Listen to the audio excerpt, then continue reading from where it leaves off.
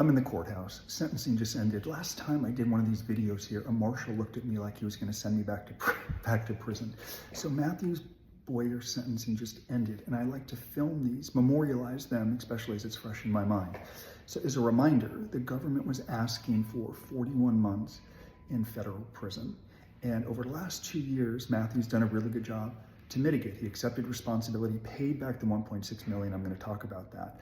Volunteered extensively with Prison Professors, the nonprofit that Michael runs, spoke with me at USC, and has really done a lot to help others who have gambling addictions overcome it. All of that evidence was submitted to the court, and it was so awesome to hear Judge Holcomb mention Mathew speaking with me at the USC Marshall School of Business, his work with Prison Professors, because it's documented, it's not make-believe.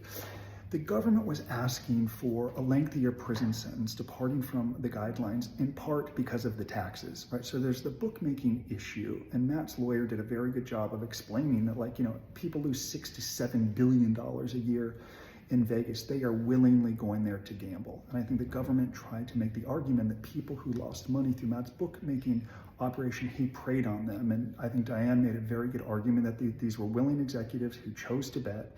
And Diane doesn't believe there are any perceptible victims. Of course, you heard the name Mizuhara and Shohei come up a great deal as the government was trying to argue that Mathew was preying on Ippei's interpreter, continuing to let him bookmake.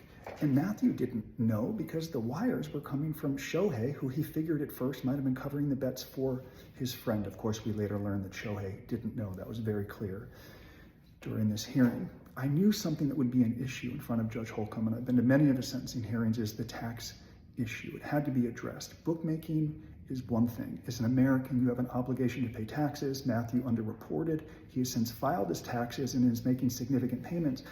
But it doesn't change that Judge Holcomb was stuck on the fact that if you owe taxes as an American, you need to pay them. And others who have less means, less resources, find a way to pay them.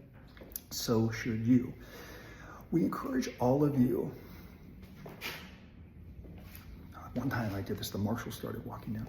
We encourage all of you to put yourself in the shoes of a prosecutor. What are they going to say? And I think Diane and Matt, our team, did a phenomenal job of addressing it, almost taking the words out of their mouth before they said it. For example, we knew the prosecutor was going to discount the fact that Mathew had paid $1.6 million upon signing the plea, because the plea agreement says the defendant is required to make restitution. Well, like all plea agreements say that. It says, like, if possible, but nobody does because most people don't have the money. So she argued in payment he was simply following through on what he was obligated to do. But I think Diane did a very good job with statistics of how many people actually pay it, the effort that he went through to actually get the money. And I think the judge was agreeable to that message because it's true. So few people make full restitution payment before sentencing.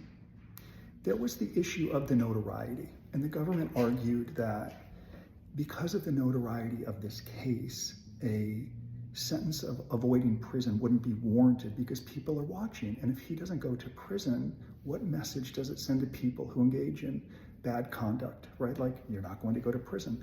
So the government was trying to use his media attention. I think the book that he wrote, Recalibrate, and all of these interviews as an opportunity to say, Your Honor, more people than ever are watching. Most people that come into this courtroom are no names. If they get a downward departure or avoid prison, nobody knows. This is your example to make, excuse the phone is ringing. That's Matt calling. We're all going to lunch. This is an example for you to make an example out of him and let people know what happens if you break the law. This is more than ever a deterrence opportunity for you. Judge Holcomb discussed the tax issue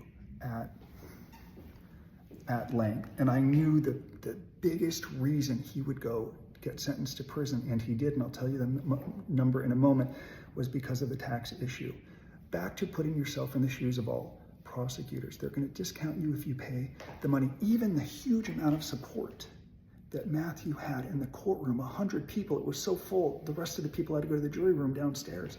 The prosecution will argue, Your Honor, most people don't have that level of support. They don't have 100 people there raising their hand. For that reason, and because of the support that he has, boom, boom, boom, it should be held against him. It's what they do. You need to build a message in spite of it. I'm going to do more on this, including some media with Matt. I wanted to quickly summarize. Judge Holcomb did not like the tax issue. He clearly told Matt, you accept responsibility.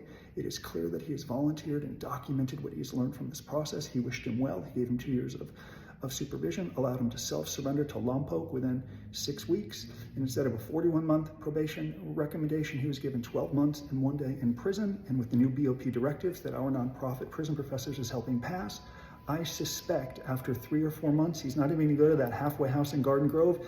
He's going to go straight to home confinement. And I hope and I presume they will approve that his job is going to be volunteering for Prison Professors nonprofit. It's a wonderful day to celebrate. You get clarity when you get sentenced. It's better than the guilty plea. We're going to go in this big truck he got, or big van. We're going to go celebrate the fact that he has clarity, and he's going to be back home to his family in just a few months. By the way, go read his awesome book, Recalibrate.